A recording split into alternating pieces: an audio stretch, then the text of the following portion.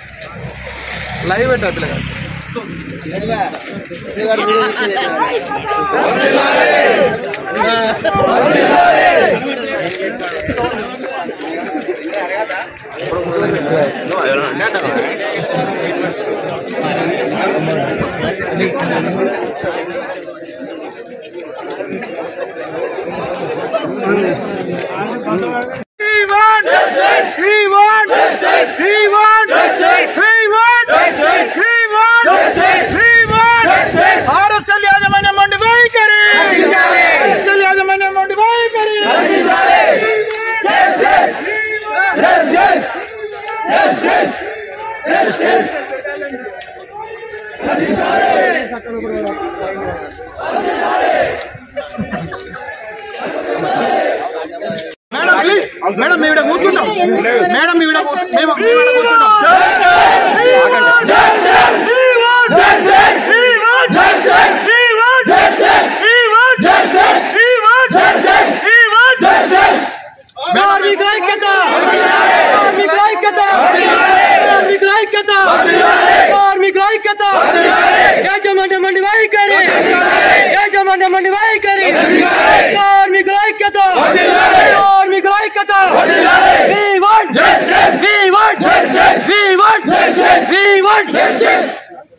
RFCL యాజమాన్యం ఉండి వైఖరి, కార్మికుల కనీస న్యాయమైన డిమాండ్లను వెంటనే, బోనస్లు, ఇన్సెంటివ్లు, అలవెన్స్లు వెంటనే, పరిసరాల్లో పని ఒత్తిడిని వెంటనే.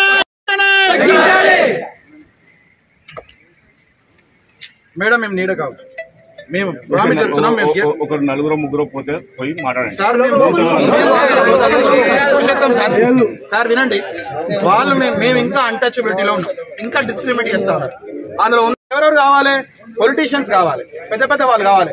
ప్రొడక్షన్ తీసేదామో వీళ్ళ మీద, ప్రెస్ మీట్ పెట్టి చెప్పుకునేదేమో ఆయన మీకు చెప్పినాం సార్, మీకు చేత కాకపోతే దీపోండి అని చెప్పినాం. మంచి ఆఫీసర్స్ ఉన్నారు, జిఎంఐ చేస్తారండి.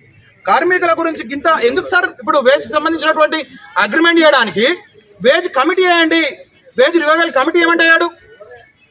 మేమేం సార్, మేమేమైనా కార్మిక వ్యతిరేక శక్తులమా సార్? కార్మికులు మిమ్మల్ని అందరూ పెట్టి మమ్మల్ని ఎందుకు ప్రొటెక్ట్ చేయాలి సార్? ఎందుకు నిరసన ఎందుకు వస్తున్నారు సార్? ఇప్పుడు మేనేజ్మెంట్ దగ్గర వేసుకున్నాం madam. Ego madam, here me madam, madam labour commissioner గారు వారు మంచిగా చేస్తున్నారు పని, కానీ వీళ్ళు వినట్లేదు. లేబర్ కమిషనర్ గారు మంచిగా ఉన్నారు, వర్కర్లు మంచిగా ఉన్నారు, అందరు మంచిగా ఉన్నారు, వీళ్ళు వినట్లేదు. షట్ డౌన్ పెట్టి పోతారు, పారిపోతారు. షట్ డౌన్ పెట్టి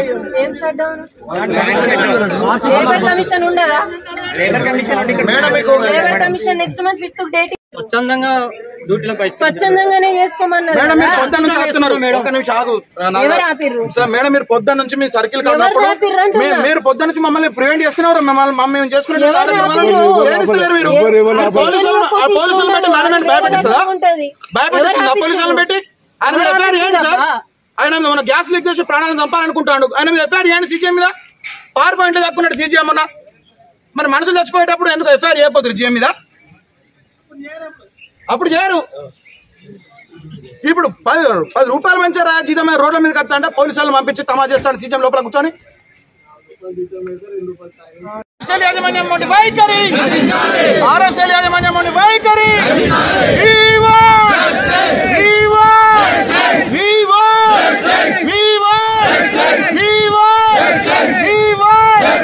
కార్మికుల న్యాయమైన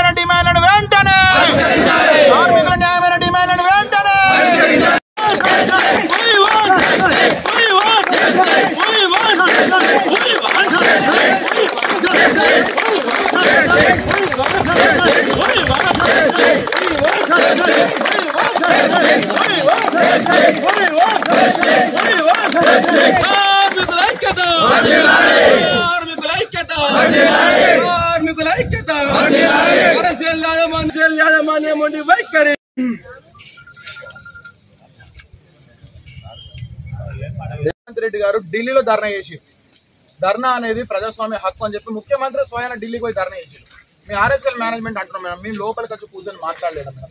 ఆయనను వీడికి రమ్మని చెప్పండి, లేకపోతే వాళ్ళ రిప్రజెంటేటివ్ని ఎవరైనా వచ్చి మాట్లాడి మాకు హామీ ఇచ్చి కార్మికుల ముందర కదా.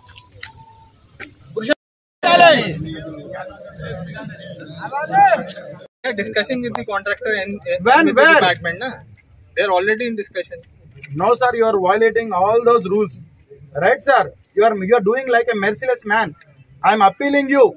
We are giving obedient to you, but you are ignoring us, right sir?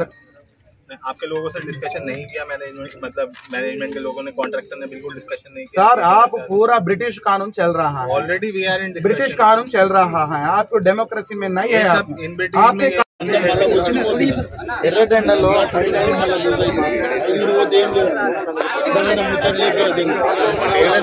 Problem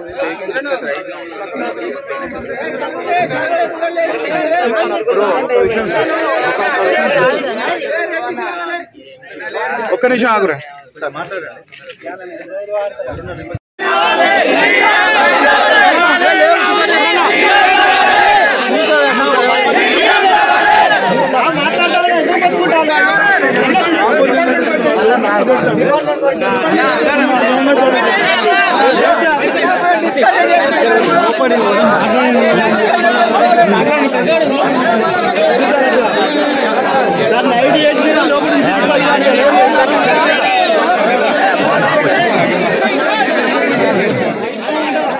యాజమాన్యము కార్మిక వ్యతిరేక చర్యలకు పోతా ఉన్నది. 510 కోట్ల రూపాయల లాభాలు కార్మికుల యొక్క కష్టం వల్ల వచ్చినాయి. వాళ్ళు ప్రొడక్షన్ తీసినా వాళ్ళని చెప్పుకుంటారట, కార్మికులు రోడ్డు మీద వేస్తారట. కనీస వేతనాలు, బోనసులు, ఇన్సెంట్లు, ఇంక్రిమెంట్లు, పని స్థలాల్లో పని ఒత్తిడి తగ్గియండి అని మేము ఎన్నిసార్లు చేసినా లేబర్ కమిషన్ దగ్గరికి పోయినా వాళ్ళు వస్తున్నారు, డేట్లు ఎక్స్టెన్షన్ చేస్తున్నారు, కాలయాపన చేస్తూ ఉన్నారు. కాబట్టి ఇలా రోడ్డు మీద ఎక్కడం జరిగింది. సీజీఎం గారు వెంటనే బాధ్యత తీసుకోండి. ఎందుకంటే ఇలా లాభాలు వచ్చిందంటే జబ్బలు తెరుచుకుంటే ఇలా మీరు చెప్తున్నారు కదా, ఇలా దీనికి కూడా ఈ అవమానకరమైనటువంటి విషయం మమ్మల్ని రోడ్ల మీద కూర్చోబెట్టినందుకు కూడా బాధ్యత తీసుకొని వెంటనే లేబర్ కమిషన్ దగ్గర చర్చలకు హాజరయ్యి జీతభత్యాల పెంపు పైన ఒక క్లారిటీ ఇవ్వండి. కమిటీ వేస్తా అన్నారు, డేట్ ఇస్తా అన్నారు. ఇంతవరకు కమిటీ లేదు, డేట్ లేదు, ఏం లేదు. కళ్ళబల్లి కబుర్లు చెప్పి కార్మికులను మాయమాటలకు గురి చేస్తున్నటువంటి యాజమాన్యం ఇకనైనా సిగ్గు తెచ్చుకొని జీఎం గారు వీడికి వచ్చి మాకు చెప్పి ఇష్యూను క్లోజ్ చేయాలి. అంతవరకు కూడా మేము ఈయన భీష్మించి కూర్చుంటాం. ఇవాళ ధర్నా అయింది, రేపటి నుంచి నిరాహార దీక్ష అవుతుంది, ఆమరణ నిరాహార దీక్ష అవుతుంది. కాబట్టి కార్మికులను గుర్తుపెట్టుకొని కడుపులో పెట్టుకోవాలి. ఇలా పోలీసు వారిని మా మీద ఉసుగొల్పించి అరెస్టులు చేపిస్తాం, కేసులు పెడతాం బయట చెప్పుడు కాదు. వచ్చి ఇష్యూను సార్ట్అవుట్ చేయి. సీజీఎం గారు మీరు 2 నిమిషాలు ఇక్కడికి వస్తే ప్రాబ్లం క్లియర్ అయిపోతుంది. కానీ మీరు రారు. కార్మికుల పైన మీకు ఉన్నటువంటిది అంతవరకు డిస్క్రిమినేషన్, అన్టచబిలిటీ ఇంకా ఉన్నది. మీరు ఏ పోకడలు పోతున్నారో మీరు ఆలోచన చేసుకొని వెంటనే ఇష్యూను సార్ట్అవుట్ చేయాలి. కనీస వేతనాలు, బోనస్, ఇన్సెంటివ్, ఇంక్రిమెంట్ అన్ని కూడా ఇన్స్టెంట్ గా మీరు రిలాక్సేషన్ ఇవ్వాలని చెప్పి మీ ఆర్ఎఫ్సీఎల్ యాజమాన్యాన్ని డిమాండ్ చేస్తున్నాం. యూనియన్ తరఫున హెచ్చరిస్తా ఉన్నాం. చట్టాలు అనేది ఇక్కడ మొత్తానికి లేవు.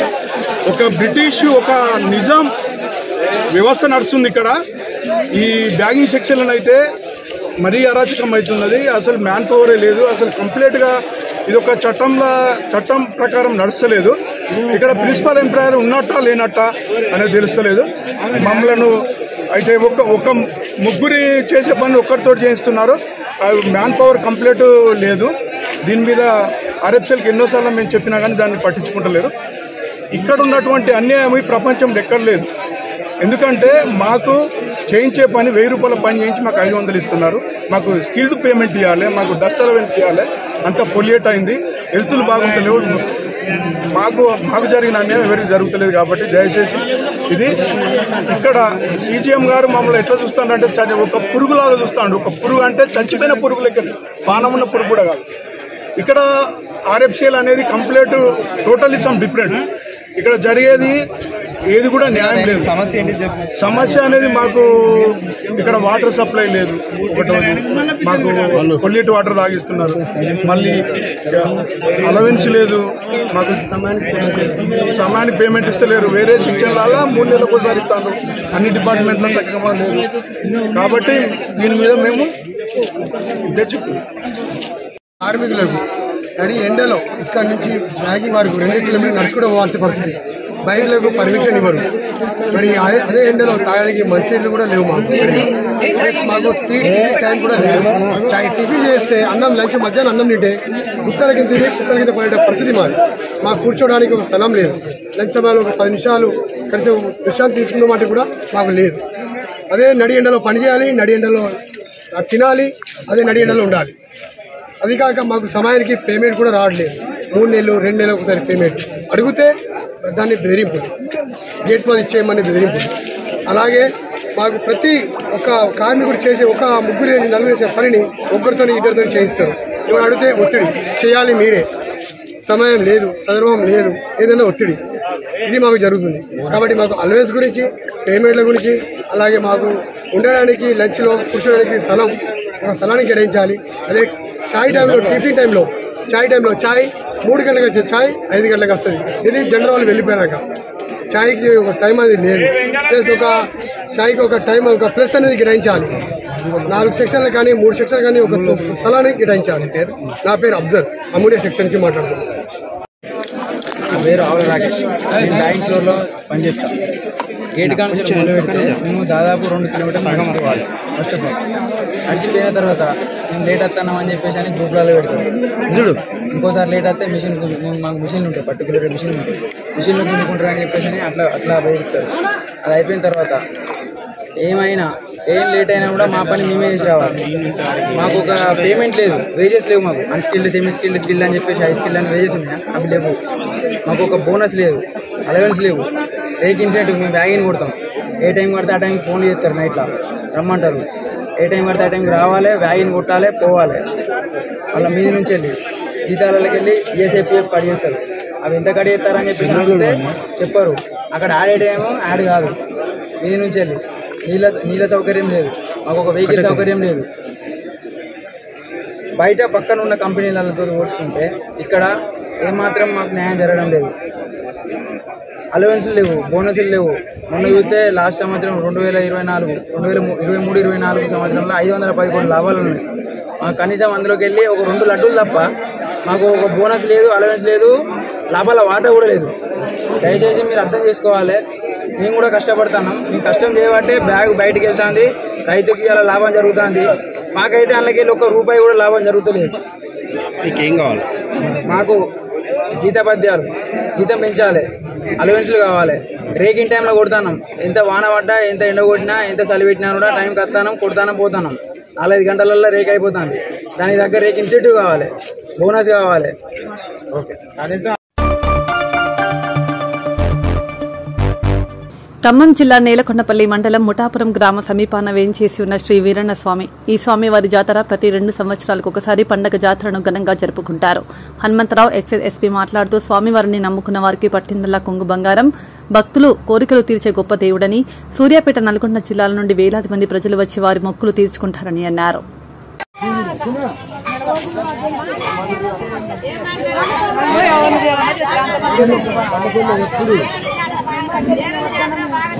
ఒకసారి మా వాళ్ళు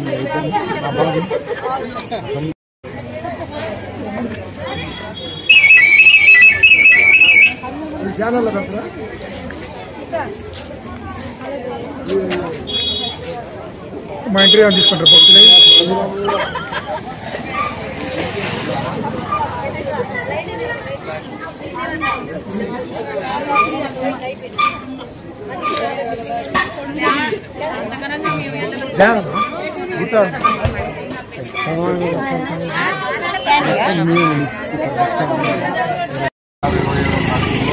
ఘనంగా జరుపుకుంటున్నాం.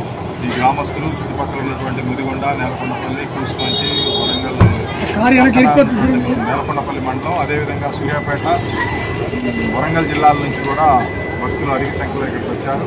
ఇక్కడ వీరన్న స్వామి సుమారు 350 సంవత్సరాల కింద ఇక్కడ వెలిసి రాయేశ్వరీపురం కోటని, గ్రామంలో ఉన్నటువంటి కోటని సంస్థానంగా చేసుకొని పరిపాలించి తర్వాత ఇక్కడ ఉన్నటువంటి పశు సంపదని దోసుకుపోతున్నటువంటి గజదొంగల మీద ఆ రోజు పెళ్లిపీటల మీద నుంచి వచ్చి ఫైట్ చేసి వీరమరణం పొందినటువంటి వీరన్నస్వామి యొక్క గుర్తుగా ఈ గ్రామంలో మేము గత 350 సంవత్సరాలుగా స్వామివారిని కొలుసుకుంటా ఉన్నారు మా పూర్వీకులందరూ. సో దానికి ఈ మధ్యకాలంలో మేము గత 20-25 సంవత్సరాల నుంచి ఇక్కడ దేవాలయాన్ని నిర్మించి అదేవిధంగా చుట్టుపక్కల ఉన్నటువంటి అన్ని గ్రామాలు కూడా ఈ యొక్క వీరన్నస్వామి జాతర గురించి ప్రచారం చేసుకుంటూ 2012 నుంచి 8వ జాతర చేసుకుంటా ఉన్నాం. ముందు కూడా భక్తులందరూ కూడా అధిక సంఖ్యలో పాల్గొన్నారు, వేల సంఖ్యలో. మొక్కులు తీసుకొని కొలువు తీసుకున్నటువంటి కొలువైనటువంటి వీరన్నస్వామి యొక్క కరుణా కటాక్షాల కోసం భక్తులందరూ ఎండను కూడా లెక్క చేయకుండా చాలా సుదూర ప్రాంతాల నుంచి వచ్చారు. వాళ్ళందరికీ వీరన్నస్వామి దేవాలయ కమిటీ తరఫున ధన్యవాదాలు తెలియజేసుకుంటున్నాం. అదేవిధంగా ముందు కూడా ఈ యొక్క వీరన్నస్వామి దేవాలయానికి చుట్టుపక్కల ఉన్నటువంటి భూములన్నీ కూడా రేట్లు పెరిగిపోవడం వల్ల, వ్యవసాయదారులు కావడం వల్ల కొంత స్థలాభావం ఏర్పడింది. కాబట్టి దాన్ని సేకరించడం కోసం కమిటీ వారు పెద్ద ఎత్తున 50 లక్షల రూపాయలు సేకరించి ఇక్కడ స్థలాన్ని సేకరించాలనేటువంటి కృత నిశ్చయంతో ఉన్నారు. దీనికోసం ముందు కూడా చుట్టుపక్కల ఉన్నటువంటి గ్రామస్తులందరూ వీరన్నస్వామి భక్తులు, అదేవిధంగా ఈ చుట్టుపక్కల ఉన్నటువంటి స్థితివంతులైనటువంటి రైతులు, వ్యాపారస్తులు, ఉద్యోగస్తులు, ఇతర దేశాల్లో ఉన్నటువంటి ఎన్ఆర్ఐలందరూ కూడా సహకరించి దీన్ని విజయవంతం చేయాల్సిందిగా ఈ వీరన్నస్వామి 8వ జాతర సందర్భంగా ఆలయ కమిటీ నిర్ణయం తీసుకోవడం జరిగింది.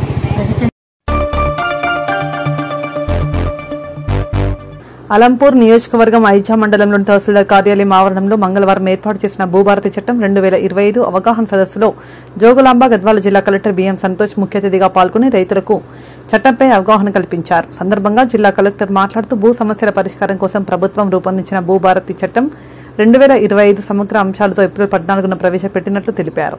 అవగాహన కార్యక్రమం గురించి ఇప్పుడు ఇందాక అడిషనల్ కలెక్టర్ గారు చాలా క్లియర్ గా చెప్పినారు. ఇంతకు ముందు ఉన్న 1923 నుంచి ఆ సేత్వార్ స్టార్ట్ చేసినప్పటి నుంచి ఇప్పుడు ఉన్న భూభారతి చట్టం వరకు ఎట్లా మనకి రికార్డ్స్ మెయింటైన్ చేయడం జరిగింది అని ఈ యొక్క రోజు ఈ అవగాహన సదస్సు పెట్టడం ఉద్దేశం ఏంటంటే ఏప్రిల్ 14 రోజు నుంచి ఈ భూభారతి చట్టం అమలుకు వచ్చింది. అదే రోజు మన గౌరవ ముఖ్యమంత్రి గారు, ఉప ముఖ్యమంత్రి గారు, రెవెన్యూ మినిస్టర్ గారు కలెక్టర్స్ కి, అడిషనల్ కలెక్టర్స్ కి హైదరాబాద్ కి పిలుచుకోవడం జరిగినది. పిలుచుకొని ఒక ఇన్స్ట్రక్షన్ ఇవ్వడం జరిగినది. ఈ ధరణి చట్టంలో ఎలాంటి ప్రాబ్లం ఉన్నాయి అవన్నీ దానికి ప్రభుత్వం ఆలోచించి సమస్యలకి పరిష్కారం తీసుకొచ్చినాము. పరిష్కారమే ఈ భూభారతి చట్టం. ఈ భూభారతి చట్టం గురించి ఇప్పుడు ఏమి కొత్తగా ఏం ప్రావిజన్ పెట్టినాము, దీనివల్ల రైతులకి ఎట్లా ఉపయోగం అవుతుంది, ముందు ఉన్న ఆఫీస్ చుట్టూ తిరిగి మీకు పని కాకుండా చాలా మంది బాధపడుతుంటే ఇప్పుడు ఆ బాధని ఎట్లా పరిష్కరిస్తున్నామని మీరు ప్రతి ఒక్క రైతులకి తెలిపినట్టు చెప్పాలని మనకి ఆదేశం ఇవ్వడం జరిగినది. ఆ ఆదేశానికి అనుగుణంగా ఇప్పుడు మనం లాస్ట్ ఏప్రిల్ 16 తారీఖు నుంచి ఈ రోజు వరకు ప్రతి ఒక్క మండలానికి తిరగడం జరిగినది. జిల్లా కలెక్టర్ స్థాయిలో జిల్లా కలెక్టర్ గారు వెళ్ళాలి, అడిషనల్ కలెక్టర్ గారు, ఆర్డీఓ, తహసీల్దార్ గారు అందరూ కలిపి ప్రతి ఒక్కరికి దీని గురించి అవగాహన కల్పించాలి. అవగాహన కల్పించి ఈ చట్టం రైతులు ఉపయోగించుకోవాలి అని మీరు చెప్పాలని చెప్పేసి కలెక్టర్ గారే ప్రతి ఒక్క మండల హెడ్ క్వార్టర్కి వెళ్ళి ఈ చట్టం గురించి అవగాహన కల్పించాలని చెప్పినారు.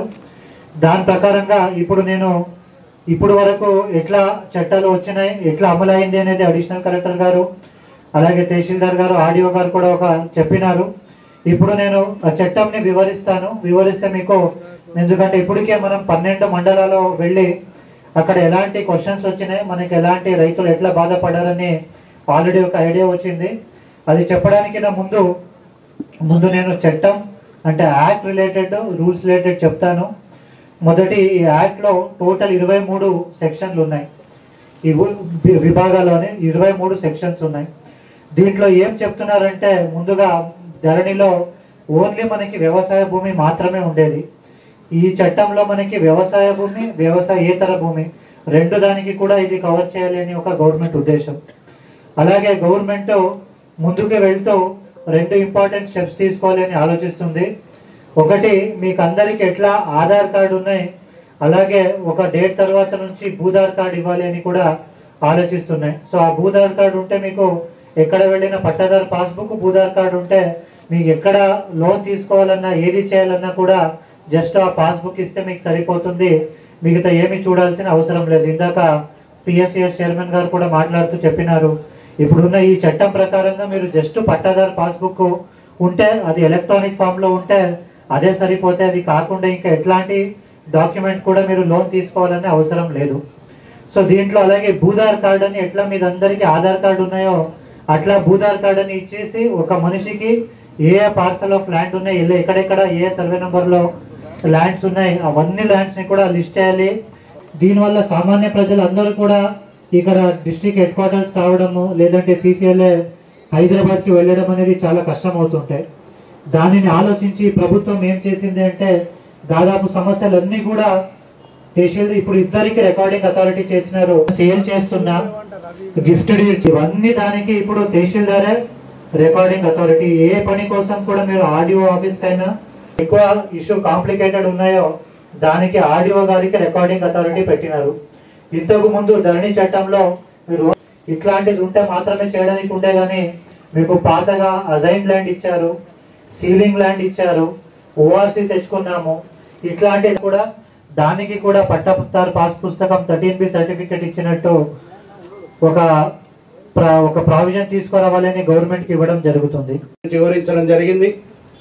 మరి ఈ భూ చట్టం గురించి మొట్టమొదట అంటే ఎట్లా మనం లెక్కలు స్టార్ట్ చేసినాం, ఎక్కడి దాకా వచ్చింది అన్న విషయాన్ని నేను చెప్తా. అంటే 25కు పూర్వం ఏమేమి జరిగింది, ఎట్లెట్లా భూమి పుట్టినాక ఏమేమి మార్పులు లెక్కల్లో వచ్చినాయన్న విషయాన్ని నేను చెప్పిన తర్వాత కొత్త చట్టంలో ఏ రకమైనటువంటి వసతులు ఉన్నాయి, ఏ రకమైనటువంటి ఇబ్బందికి గురైనటువంటి రైతులకు మరి వెసులుబాటు ఉంటుందన్న విషయాన్ని గౌరవ జిల్లా కలెక్టర్ గారు వివరించడం జరుగుతుంది. మనందరికీ తెలుసు భూమి మీద మనిషి ఎంత ముఖ్యమో మనిషికి భూమి కూడా అంతే ముఖ్యం. మరి మనిషికి భూమికి ఉన్నటువంటి బంధం చాలా గొప్పది. మరి అదేవిధంగా ఇంకా ముఖ్యమైనది ఏంటంటే రైతుకు భూమికి ఉండేటటువంటి సంబంధం ఇంకా దృఢమైనటువంటిది. ఎందుకు అటువంటి మనిషికి మరి ఏదైతే ఆకలి అనేది దాన్ని తీర్చాలంటే మరి పంట పండియాలి. పంట పండించేటటువంటి రైతుకు మిగతా వారి కంటే కూడా దాని మీద ప్రేమ ఎక్కువ, దాని మీద హక్కు ఉండాలని కోరుకోవడం సహజమైనటువంటి విషయం. మరి పట్టాదారులను గుర్తిస్తూనే ఉంది. మొట్టమొదట మనం చరిత్ర చూసినట్టయితే మరి పూర్వకాలంలో వచ్చినటువంటి లెక్కల కంటే మన ఎదురుగా జరిగినటువంటి విషయాలలో ముఖ్యంగా సేత్వార్ అనేది ఒకటి వచ్చింది. ఈ సేత్వార్ ఎట్లా వచ్చింది, ఏమొచ్చింది ఏంటంటే 1923లో మరి ఇక్కడ వ్యవసాయం చేస్తున్నటువంటి మరి భూమి ఎవరెవరు ఎంతెంత దున్నుతున్నారు, మరి ఎవరు దేనిని దున్నుతున్నారు, దానికి గుర్తుపట్టే విధంగా ఒక సర్వే నెంబర్ ఉండాలా అనే అటువంటి ఆలోచనతో మరి రైతుల యొక్క దున్నుతున్నటువంటి పొలాన్ని ప్రతి గ్రామాన్ని ఒక యూనిట్గా తీసుకొని ఆ గ్రామంలో ప్రతి రైతు దున్నేటటువంటి భూమిని ఒక కమతంగా తీసుకొని దానికి సర్వే నెంబర్ అనేది ఇవ్వడం అనేది జరిగింది. అప్పుడు మరి ఈ సర్వే నెంబర్లు ఎవరెవరు ఎంత కాస్ట్ చేస్తున్నారో మరి దానికి ఉన్నటువంటి పేరు ఏంది, మరి ఏదైతే చేను పేరు కూడా ఎందుకు రాసుకున్నామంటే ఊర్లో ఉండేటటువంటి చేర్ల పేర్లు కూడా చాలా మంది చూస్తున్నారు. అది బాపనికుంట ఎనక పొలం అని, తర్వాత చెరువెనికి పొలం అని, మరి ఊరు ముందరి చెరుకని, చౌట చెలుకని, తర్వాత ఇనాం భూమి అని, ఇవన్నీ రకరకాలుగా అయితే భూమి దున్నుతున్నారో భూమి దున్నేవాడి పేరు కూడా ఆ రోజు రాసుకోవడం జరిగింది. చేను పేరు, తర్వాత చేను చేసేవాడి పేరు కూడా. ఆ పొలాలన్నింటినీ కూడా ఎవరైతే దున్నుతున్నారో దున్నేటటువంటి భూములన్నీ కూడా అవి రైతులకు సంబంధించినవి, వాటిని పట్టా భూములుగా నిర్ధారించడం జరిగింది. మరి అవే కాకుండా ఇంకా వ్యవసాయ యోగ్యమైనది ఎవరు కల్టివేషన్లో ఆ రోజు లేకున్నది, మరి వ్యవసాయ యోగ్యం కానిది ఏదైతే ఉందో యోగ్యమైనప్పటికీ ఎవరు చేస్తలేరో మరి వాటినన్నింటినీ కూడా ప్రభుత్వ భూములుగా లెక్కించడం జరిగింది. అందుకొరకే ఎప్పుడన్నా ఎవరికైనా అనుమానం వస్తే అది ప్రభుత్వ భూమా లేకుంటే ప్రైవేట్ భూమి అంటే మొట్టమొదట తీసుకునేటటువంటి రికార్డు సేత్వార్. ఈ విధంగా మరి లెక్కలు ప్రభుత్వం మొదటి నుంచి రాస్తూనే ఉంది. రైతుల పేర్లు రాస్తుంది, ఎవరెవరు ఎంత రకం కట్టాలో రాస్తుంది, తర్వాత ఎవరి భూమి ఎవరికి వచ్చిందో కూడా లెక్కలు రాస్తూనే ఉంది. సర్వే నెంబర్ వారీగా ఎవరెవరు ఏమేం చేస్తున్నారు, ఎంత పంట చేస్తున్నారు, ఆ పంట విస్తీర్ణంలో ఎంత పంట పండింది అనేది కూడా ప్రభుత్వం లెక్కలు తీయడం జరిగింది.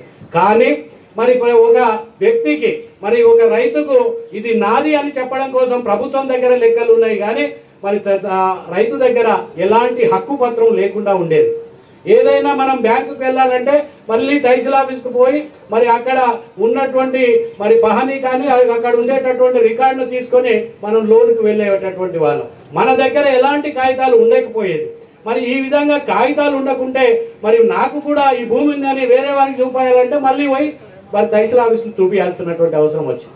మరి ఇవంతా కాదు, రైతులకు కూడా తన యొక్క భూమి ఇది నాది అని చెప్పి ఒక కాగితం ఉండాలా, ఒక పట్టా కాగితం ఉండాలని చెప్పి ప్రభుత్వం ఆలోచన చేసింది. ఆ చేసినటువంటి ఆలోచనలోని భాగంగానే 1900 అన్న విషయం కానీ పూర్తి స్థాయిలో అవగాహన కల్పించాలనేటటువంటి ఆలోచనతో ప్రభుత్వం ప్రతి మండల స్థాయిలో మరి గౌరవ జిల్లా కలెక్టర్ గారి ఆధ్వర్యంలో మరి మీ మండలంలో జరుగుతున్నందుకు మరి మీరందరూ కూడా ఈ అవకాశం ఇచ్చినందుకు మీ అందరికీ ధన్యవాదాలు తెలియజేస్తూ తదుపరి చట్టంలో ఏ రకం జోగులాంబ గద్వాల జిల్లా మల్దకల్ మండల కేంద్రంలో వరి ధాన్యం కొనుగోలు కేంద్రాన్ని పరిశీలించిన జిల్లా కలెక్టర్ బిఎం సంతోష్, అదనపు కలెక్టర్ లక్ష్మీనారాయణ, రైతులు తదితరులు పాల్గొన్నారు.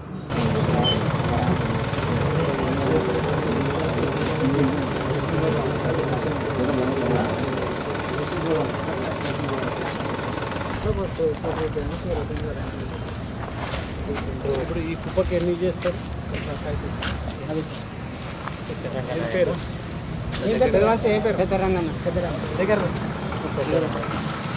ఇప్పుడు ఇతను బస్సు ఇచ్చారా మీకు? ఇది ఇప్పుడు నింపుకోండి. ఇప్పుడు ఎంత ఇతనికి ఎన్ని సంచులు? అమాలీలు వస్తారు, ఇంపుతుంటారు, ఆయన చూసుకుంటారు, పేమెంట్ అయితే వరకు చూస్తారు. పేమెంట్ అయిన తర్వాత క్వింటాల్కి 50 రూపాయలు ఇచ్చిపోతారు. చిట్టి వేయించుకొని పోవాలి. చిట్టి తీసుకొని పోతున్నారా? అంటే ఇప్పుడు మీరు బోనస్ కాకుండా చిట్టి ఇస్తున్నారు. చాలా డిఫరెంట్ అడుగు కాలు తప్ప కాలు ఉంది. అందుకే ఎన్నికలు మన సార్ ఇది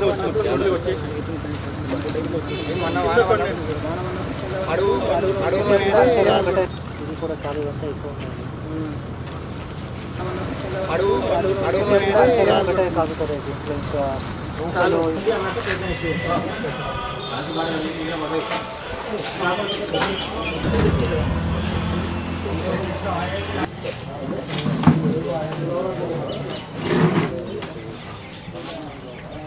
ఆధార్ కార్డు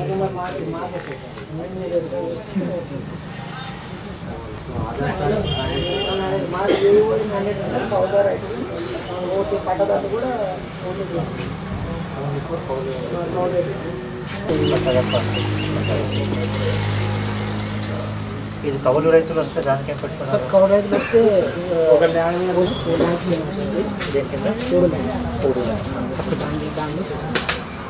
దాంట్లో చేసుకొని పట్ట ఆయనకి కూడా ఓటీపీ పోతుంది. పట్ట ఓనర్కి పోతుంది, కౌలుదారు రైతు చెక్ చేసి నార్మల్ బుకింగ్ ఉంటే ప్యాడ్ నమోదు చేసి టోకెన్ ఇష్యూ చేస్తాం సార్. వాళ్ళు వచ్చి ఇక్కడ పోసుకుంటారు సార్. పోసిన తర్వాత ఇది టోకెన్ ఇచ్చిన తర్వాత దీంతో ఇప్పుడు ముందే ఇస్తున్నారా సంచులు తర్వాత ఇస్తున్నారా? లేదు సార్, మాయిశ్చర్ ఓకే అయిన తర్వాతనే చూసి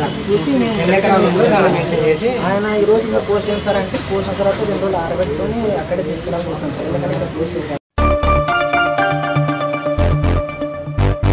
2 తెలుగు రాష్ట్రాల పరిధిలో జరిగిన షార్ట్ ఫిల్మ్ కాంపిటీషన్ కు 81 short films పోటీకొచ్చాయి.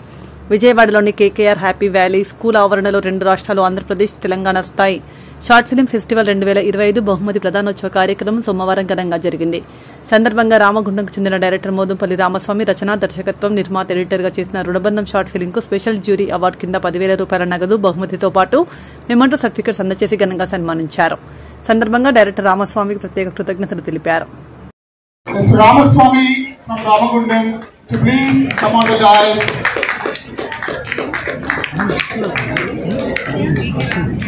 Hey, no, Rama. Very low, bro. Need phone is it? Not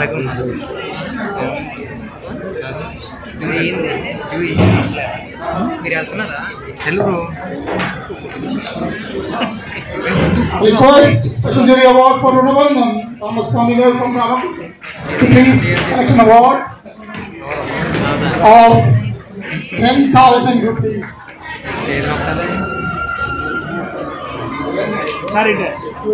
రుణబంధం and cost.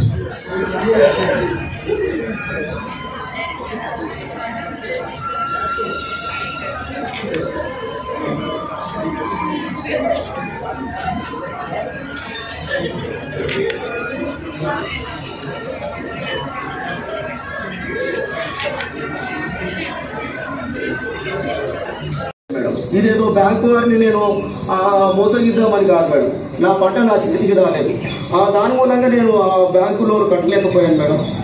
ఇంతే మేడం నేను చేసింది. ఈసారి పంట మంచిగా కట్టని చెప్పాను మేడం. వడ్డీతోటి 3,82,000 రూపాయలు.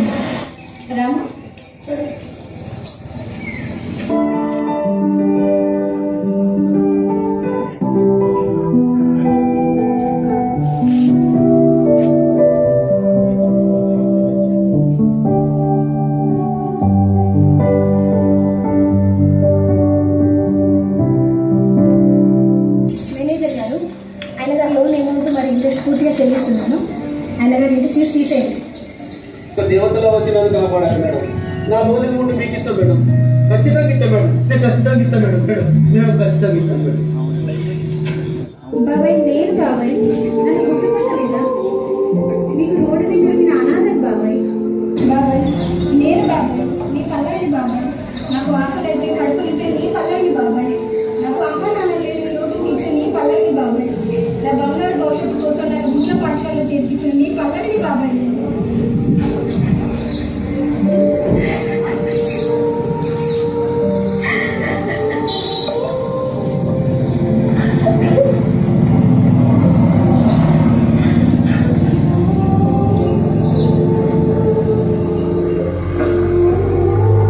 తల్లి నువ్వా? తల్లి నువ్వా? దేవుడా దేవుడా నిజంగా నువ్వు ఉన్నావు దేవుడా. దేవుడా నిజంగా నా బంగారు తల్లిని మళ్ళీ కలిపావు దేవుడా. దేవుడా నిజంగా నువ్వు ఉన్నావు దేవుడా. తల్లి ఎన్ని రోజులు కలిసావు తల్లి నువ్వు మళ్ళీ కలిసావు తల్లి. దేవుడా నా బంగారు తల్లిని కలిపావా దేవుడా. ఉద్యోగం వచ్చాక నేను మన కలిసిన లింగపురం వెళ్ళాను. అక్కడ మీరు లేరు. మన ఇంటి స్థలంలో ఏదో బంగారు పడ్డారు. మీకోసం అడిగితే నాకు తెలియదు. ఒక ప్రైవేట్ హాస్పిటల్లో ఎలాంటి పర్మిషన్ లేకుండా నడుస్తున్న స్కానింగ్ మిషన్ను చెక్ చేయడానికి వచ్చిన జిల్లా డీఎం అండ్ హెచ్ఓ అన్న ప్రసన్నపై హాస్పిటల్ నిర్వాహకులు హేయంగా ప్రవర్తించడాన్ని గోదావరికని మాదిగ లాయర్స్ ఫెడరేషన్ సభ్యులు తీవ్రంగా ఖండించారు. గోదావరికని ప్రెస్ క్లబ్లో మంగళవారం ఏర్పాటు చేసిన మీడియా సమావేశంలో ఎమ్మెల్యేఫ్ అధ్యక్షులు జూపాక వెంకటేశ్వర్లు మాట్లాడుతూ మమతా హాస్పిటల్లో పర్మిషన్ లేకుండా స్కానింగ్ మిషన్ నడపడమే కాకుండా చట్ట వ్యతిరేకమైన లింగ నిర్ధారణ చేస్తున్నారని సమాచారం మేరకు ఒక అధికారిగా హాస్పిటల్ చెకింగ్కు వచ్చిన డీఎం అండ్ హెచ్ఓపై హాస్పిటల్ సిబ్బంది నిర్వాహకులు దురుసుగా ప్రవర్తిస్తూ స్కానింగ్ రూమ్ను చూపించకుండా రూమ్ తాళాలు లేవంటూ దళిత అధికారిని ఇబ్బందులకు గురి చేశారని తెలిపారు. స్థానిక మమతా హాస్పిటల్లో జరిగిన సంఘటన చాలా విచారకరం. ఒక జిల్లా స్థాయి వైద్యాధికారి డిఎం అండ్ హెచ్ఓ దళిత మహిళ అని కూడా చూడకుండా చాలా హేయంగా ప్రవర్తించారు. ఇది నిజంగా సమాజానికి సిగ్గుచేటు. ఎందుకనంటే ప్రజల కోసము పనిచేస్తున్నటువంటి ప్రభుత్వ అధికారులను బాహాటంగా చంపుతానని బెదిరించడము, అట్లాగే మానసిక క్షోభకు గురి చేయడము, వారు పంచనామా రాస్తుంటే ఆ పంచనామా పేపర్లు తీసుకొని చింపివేయడము, మరి ఇలాంటి కార్యక్రమాలకు పూనుకుంటున్నటువంటి కొంతమంది రాజకీయ నాయకులు వాళ్ళు మనస్సాక్షిని ఒకసారి అంతరంగంగా ఆలోచింపజేయాలి. ఎందుకు అనంటే ప్రజానాయకులు అంటే ప్రజల పక్షాన నిలబడతారు, ప్రజల సమస్యల పట్ల నిలబడతారు, ప్రజల కోసం పోరాటం చేస్తారు. అట్లాంటి రాజకీయ నాయకులు ఈరోజు కొంతమంది మాఫియాతో వైద్యం నిర్వహిస్తున్నటువంటి కొంతమంది ప్రైవేటు ఆసుపత్రుల మాఫియాతో కుమ్మక్కై మరి వాటి మహిళ అని కూడా చూడకుండా వారిపైన ఇలా దాడికి పూనుకొనడము, దుర్భాషలాడము, బెదిరించడము, ఇదంతా కూడా మానవీయ కోణంగా చూసినట్టయితే ఎంత దౌర్భాగ్యమైనటువంటి పరిస్థితుల్లో మనం రాజకీయం చేస్తున్నామో ఒకసారి అర్థం చేసుకోవాలి. ఎందుకు అనంటే ప్రభుత్వానికి ప్రజలకి వారధిగా ఉండాల్సినటువంటి రాజకీయ నాయకులు మరి ఏ స్వలాభం కోసము ఏ వ్యవహారం కోసము మరి ఈ యొక్క కార్యక్రమంలో ఎంటర్ అయి మరి వారిని ఆ విధంగా శిక్షించడము దూషించడం చేశారో వారికే వదిలేస్తున్నాం. ఎందుకు అంటే సమాజంలో రాను రాను నానాటికి లింగ నిర్ధారణ చేస్తుంటే ఆ క్రమంలో చాలామంది మహిళలు వాళ్ళ బిడ్డలని మరి అబార్షన్ చేయించడము, అలాగే మరి వారిని చంపివేయడము, ఇలాంటి కార్యక్రమాలు పూనుకుంటున్నారు. ఆ ఉద్దేశంతోనే ప్రభుత్వం ఒక చట్టం చేసింది. ఆ చట్ట ప్రకారంగా ఏ ప్రైవేట్ ఆసుపత్రుల్లో కానీ ప్రభుత్వ ఆసుపత్రుల్లో కానీ లింగ నిర్ధారణ చేయకూడదు. మరి అలాంటి క్రమంలో అనుమతులు లేకుండా మరి స్కానింగ్ మిషన్లను మెయింటైన్ చేయడము, ప్రభుత్వ నిబంధనలకు వ్యతిరేకంగా పాల్గొనడము, ఇలాంటి సంఘ ద్రోహమైనటువంటి కార్యక్రమాలు నిర్వహించడము, ఇలాంటి కార్యక్రమాలు చేస్తున్నటువంటి వారిపైన కఠినంగా చర్య తీసుకోవాలి. అలాగే వారిపైన దాడికి పూనుకున్న వాళ్ళు, బెదిరించినటువంటి వాళ్ళు, వాళ్ళ పంచనామాను చింపినటువంటి వాళ్ళ మీద ప్రత్యక్షంగా వారి మీద కఠిన చర్యలు తీసుకోవాలి. ఎస్సీ ఎస్టీ అట్రాసిటీ యాక్ట్ పెట్టాలి. మేము మాదిగా లాయర్స్ ఫెడరేషన్ అధ్యక్షునిగా నేను ఖండిస్తున్నాను. అలాగే భారతదేశంలో నానాటికి మరి హత్యలు, మానభంగాలు, రేపులు, కిడ్నాప్లు ఇలా అనేకం జరుగుతూనే ఉన్నాయి. 100కి 100% ఇందులో దళితులే ఉండడము, దళిత మహిళలు ఉండడము నిజంగా చాలా బాధాకరమైనటువంటి విషయం. కాబట్టి మరి ఇది ఇలాగే పోతే మరి రానున్న కాలంలో ప్రభుత్వ వైద్యాధికారులకు దిక్కులేనటువంటి పరిస్థితి ఏర్పడుతుంది. మన భారతదేశంలో ఉన్నటువంటి ప్రజానికాన్ని అంతటికీ కూడా మరి వైద్య సేవలు అందిస్తున్నటువంటి ఒక మహానుభావురాలు ఓ జిల్లా స్థాయి అధికారి మీదనే ఇలాంటి దాడులు జరుగుతుంటే మరి సామాన్యుల పరిస్థితి ఏంటో ఒకసారి మీరు ఆలోచించండి. ఆమె చేసేటువంటి మంచి కార్యక్రమానికి చేతను అందించాల్సినటువంటి రాజకీయ నాయకులు దానికి విరుద్ధంగా ప్రవర్తించడం నిజంగా సిగ్గుచేటుగా ఉంది.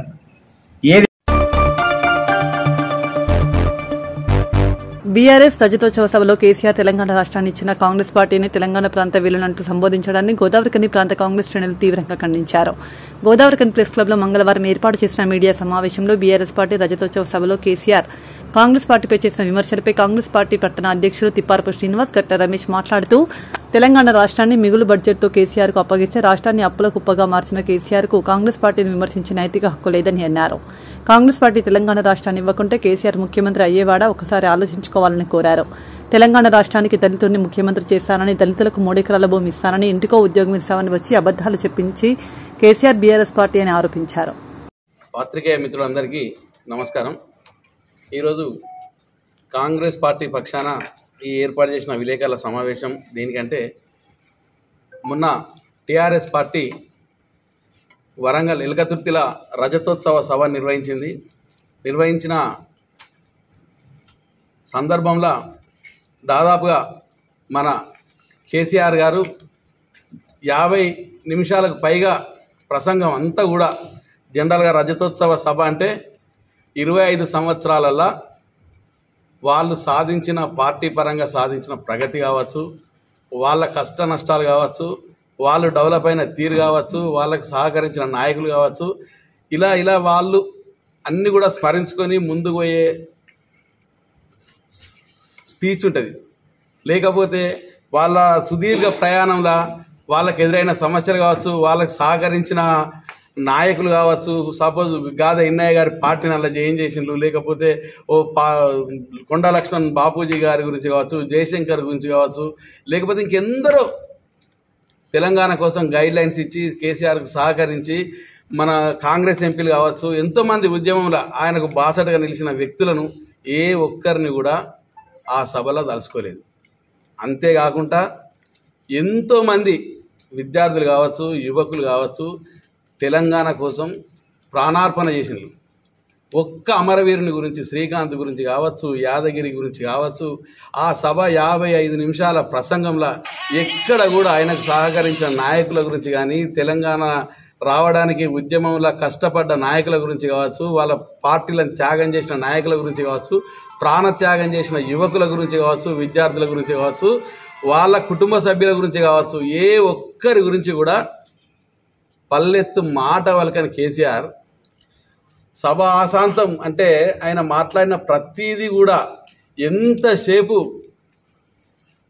అధికారం పోయిందనే బాధ, దుఃఖం, పక్కోనికి రేవంత్ రెడ్డి ముఖ్యమంత్రి అయిందనే అక్కసు, అసూయ, మళ్ళీ వీడిని ఎట్లా దించి మేము ఎక్కాలనే అత్యాశ తప్ప ఆ ప్రసంగంలో ఎక్కడ కూడా వాళ్ళు తెలంగాణ సాధించడానికి చేసిన కృషి గురించి కానీ, వాళ్ళు 10 ఏళ్లలో తెలంగాణ ప్రభుత్వం నుండి తెలంగాణ చేసిన అభివృద్ధి గురించి కానీ పల్లెత్తు మాట మాట్లాడలేదు.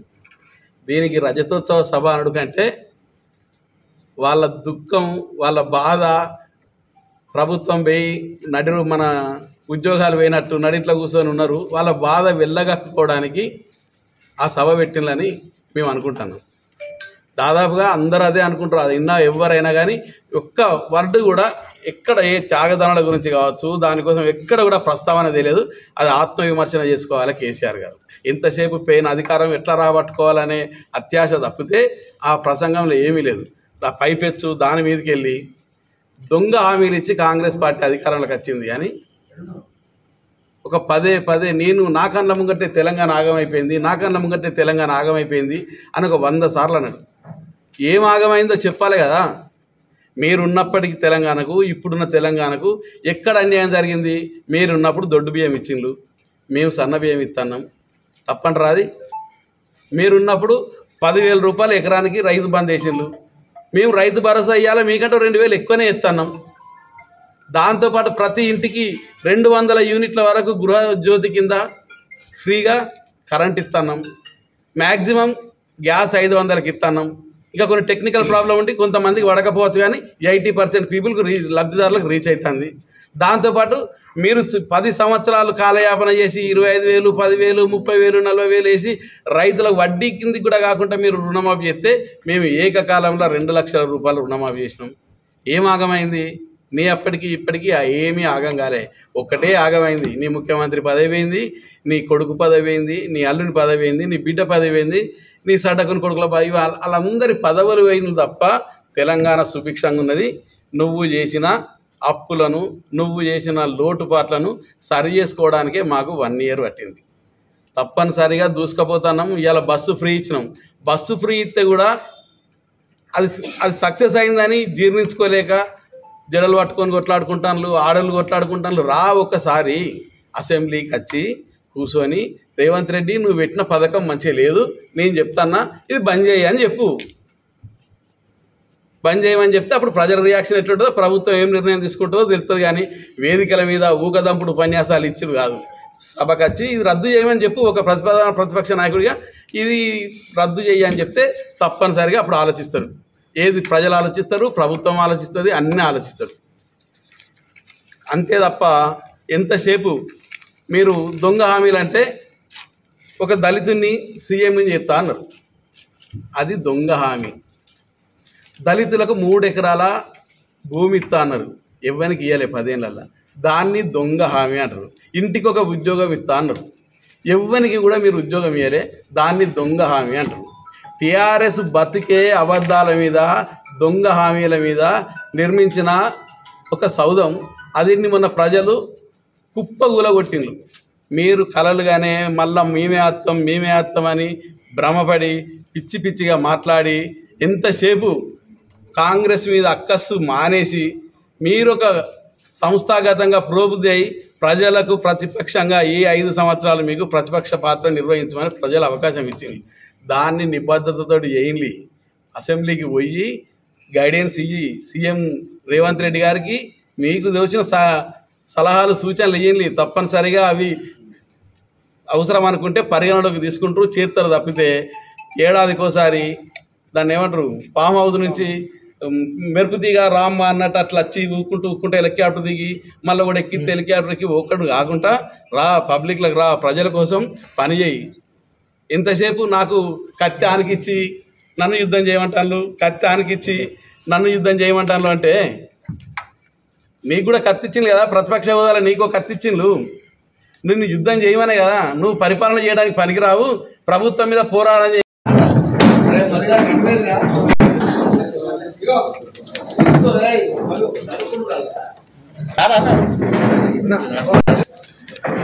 నిన్నావా భాస్కర్ అదే ఇన్స్పెక్షన్ వెన్నంటి ప్రోత్సాహం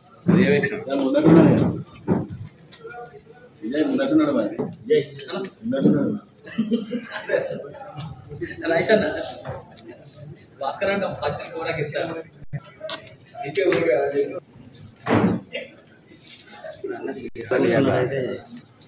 సెలవు ప్రకటించాను. పాత్రికేయ సోదరులకు నమస్కారాలు. బీఆర్ఎస్ పార్టీ రజతోత్సవ సభ సందర్భంగా తెలంగాణ ఇచ్చిన కాంగ్రెస్ పార్టీ గాంధీ కుటుంబాన్ని విమర్శిస్తూ తెలంగాణ ప్రాంత విలన్గా చిత్రీకరించినటువంటి కేసీఆర్ తెలంగాణ రాష్ట్ర సమితి పార్టీని మరి పూర్తిగా కాంగ్రెస్ పార్టీ పక్షాన ఖండిస్తూ ఉన్నాం. 10 సంవత్సరాలు అధికారంలో ఉండి సుమారు 7 లక్షల కోట్లకు పైగా అప్పులు చేసి మిగులు రాష్ట్రంగా ఉన్నటువంటి తెలంగాణ రాష్ట్రాన్ని అధోగతి పాలు చేసినటువంటి కేసీఆర్ గారు కాంగ్రెస్ పార్టీని విమర్శించే నైతిక హక్కు లేదని తెలియజేస్తా ఉన్నాం. అదేవిధంగా 10 సంవత్సరాలు అధికారంలో ఉంటూ మరి మీరు ఎలాంటి కార్యక్రమాలు చేసిల్లో ప్రజలు గమనించిండ్రు. మరి ఇప్పుడు కూడా తెలంగాణ సమాజం మర్చిపోదు. మీరు అధికారంలో ఉన్నప్పుడు ఎన్నో వాగ్దానాలు చేసి ఇంటికో ఉద్యోగం అని, దళితుని ముఖ్యమంత్రి చేస్తానని, రైతుల చేతులకు బేడీలు వేసినటువంటి మీరు ఈరోజు కాంగ్రెస్ పార్టీని విమర్శించే హక్కు మీకు ఎక్కడిదని ప్రశ్నిస్తూ ఉన్నాం. రజతోత్సవ సభ సందర్భంగా ముఖ్యమంత్రి గారు శ్రీమతి సోనియా గాంధీ గారిని, రాహుల్ గాంధీ గారి కుటుంబాన్ని మరి విలన్గా చిత్రీకరిస్తూ ఈ తెలంగాణ రాష్ట్రాన్ని విలన్గా మరి వారు సంబోధించడం జరిగింది. ఈరోజు మేము ప్రశ్నిస్తూ ఉన్నాం కాంగ్రెస్ పార్టీ పక్షాన, అసలు కాంగ్రెస్ పార్టీ లేకపోతే నీకు ముఖ్యమంత్రి పదవి ఎక్కడదని తెలియజేస్తా ఉన్నాం. తెలంగాణ ఇచ్చిన సోనియా గాంధీ గారి కాళ్ళు మొక్కి కుటుంబం అంతా కలిసిపోయి సాష్టాంగ నమస్కారం చేసింది నిజం కాదా అని ప్రశ్నిస్తూ ఉన్నాం. మీ వల్ల రైతులు ఆత్మహత్య చేసుకున్నారు, కార్మికులు, విద్యార్థులు, యువజన సంఘాలు, యువకులు ఎంతోమంది కూడా మీ వల్ల నష్టపోయారు. ఈరోజు చిత్తశుద్ధితోని కాంగ్రెస్ పార్టీ అధికారంలోకి వచ్చినాక మా రేవంత్ రెడ్డి గారి ప్రభుత్వం మరి చిత్తశుద్ధితోని ఈరోజు పనిచేస్తూ ఉన్నది. ఈ 16 నెలల కాలంలో ఎన్నో సంక్షేమ కార్యక్రమాలు మరి సంక్షేమ పథకాలు కూడా మేము అమలు చేయడం జరిగింది. మరి అది జీర్ణించుకోలేక తప్పుడు ప్రచారాలు చేస్తూ మరి కాంగ్రెస్ పార్టీపై విషం కక్కుతా ఉన్నారు. ప్రజలు గమనిస్తూ ఉన్నారు. మిమ్మల్ని బొందబెట్టిన మీకు సిగ్గు శరం రాలేదని తెలియజేస్తా ఉన్నాం. సిగ్గు శరం లేకుండా ఈరోజు మీరు మాట్లాడే తీరు తెలంగాణ సమాజం పూర్తిగా పరిశీలిస్తుందని తెలియజేస్తా ఉన్నాం. మరి స్థానికంగా చూస్తే మరి నిన్న కోరికంటి చందర్ మాజీ శాసనసభ్యులు మరి నిన్న కాంగ్రెస్ నాయకులను నిలదీయండి అని చెప్తా ఉన్నాడు. నిజమే, నిలదీస్తారు, ప్రజలు నిలదీస్తారు. ఈరోజు కాంగ్రెస్ పార్టీ అధికారంలోకి వచ్చిన తర్వాత ఈ 16 నెలల్లో ఎలాంటి అభివృద్ధి జరుగుతుందో ప్రతి ఒక్కరు చూస్తూ ఉన్నారు. మీ హయాంలో మీరు ఎమ్మెల్యేగా ఉన్నప్పుడు ఎంతమంది ఆత్మహత్యలు చేసుకున్నారో మరి ప్రజలకు తెలుసు, రామగుండం ప్రజలకు తెలుసు.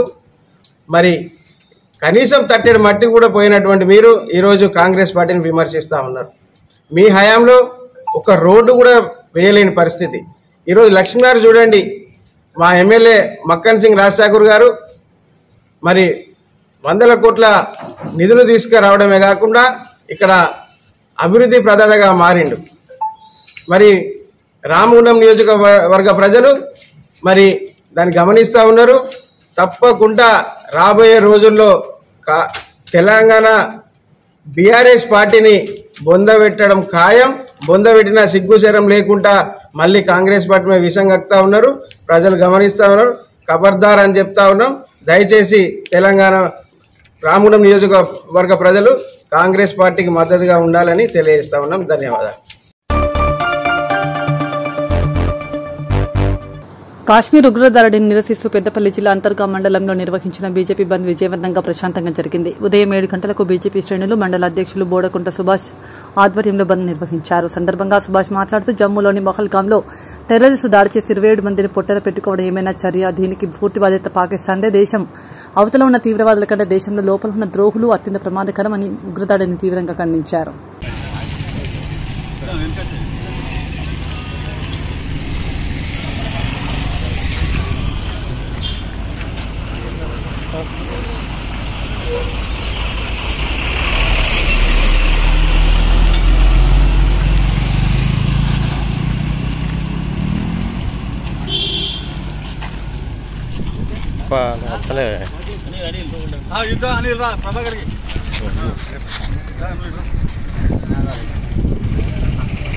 जय माता भारत माता भारत माता की जय भारत माता की जय जिंदाबाद जिंदाबाद.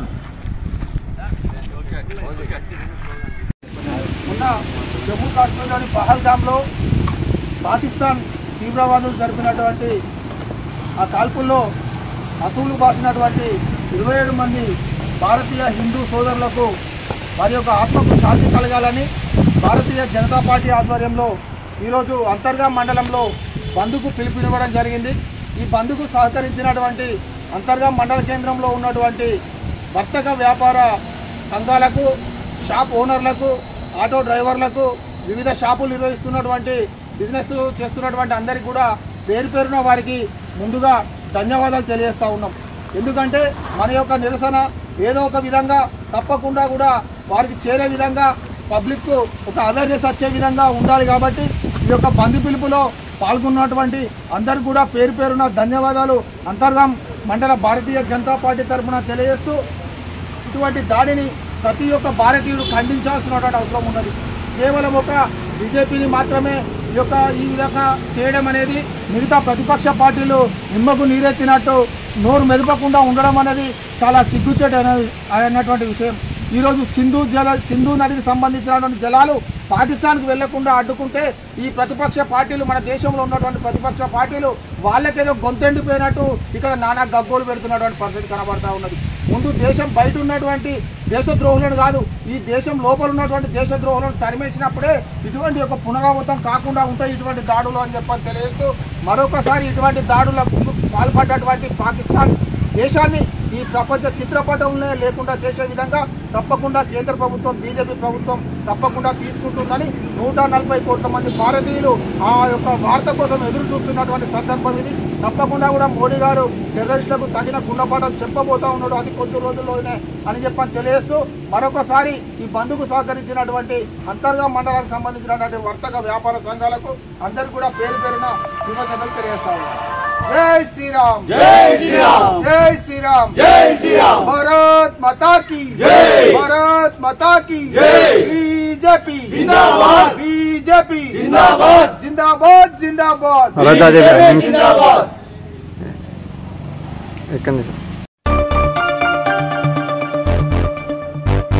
పహల్గాంలో ఉగ్రవాదులు హిందువులపై కాల్పులు జరిపి 27 మందిని చంపడాన్ని గోదావరికని సీనియర్ సిటిజన్ సభ్యులు తీవ్రంగా ఖండించారు. పెద్దపల్లి జిల్లా గోదావరికని ప్రెస్ క్లబ్లో మంగళవారం ఏర్పాటు చేసిన మీడియా సమావేశంలో సీనియర్ సిటిజన్ అసోసియేషన్ అధ్యక్షులు పీటీ స్వామి మాట్లాడుతూ ప్రధాని నరేంద్ర మోదీ కాశ్మీర్లో ప్రశాంతమైన వాతావరణం తీసుకొచ్చారని, అలాంటి చోట పాకిస్తాన్ ఉగ్రవాదులు అశాంతి రేకెత్తించేలా హిందువులపై కాల్పులు జరిపి 27 మందిని పొట్టన పెట్టుకున్నారని ఆవేదన వ్యక్తం చేశారు.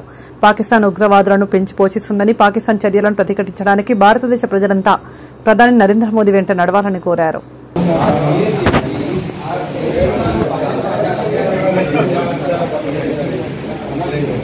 ఇది ఆయన రమ్మనే ఇక్కడ ఉన్నాయి సార్ చెప్తా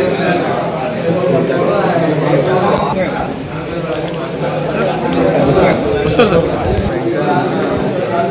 అది ఏం చేయాలి వెళ్ళి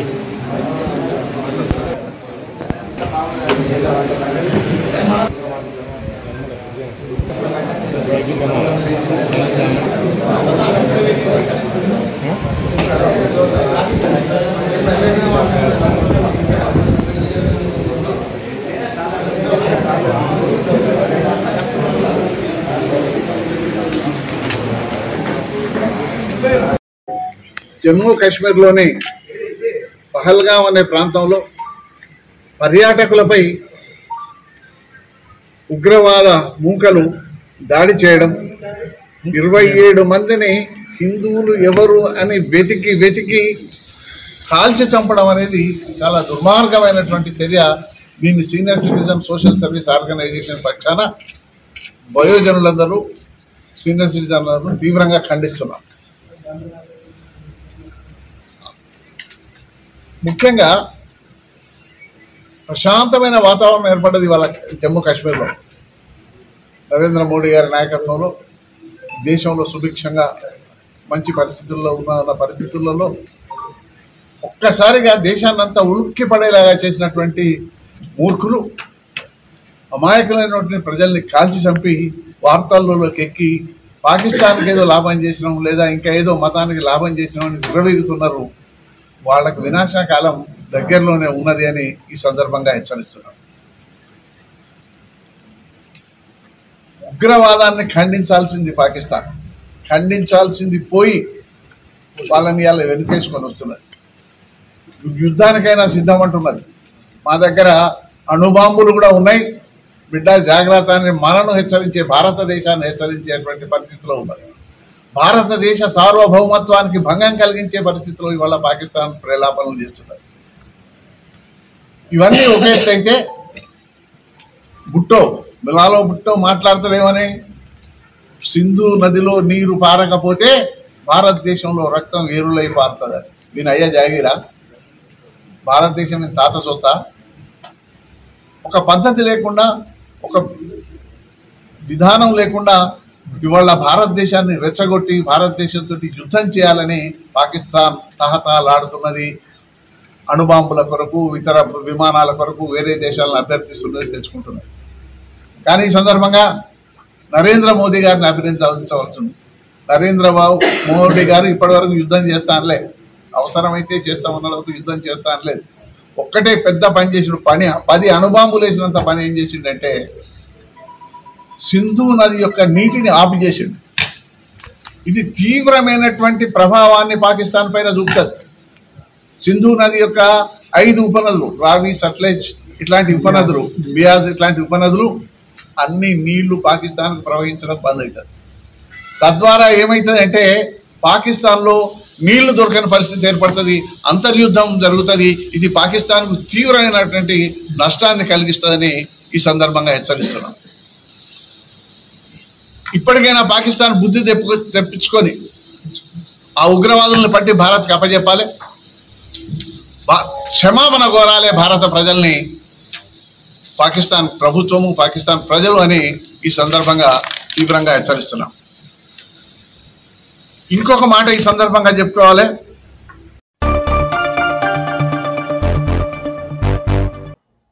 ఇంతటితో వార్తలు సమాప్తం. నమస్కారం.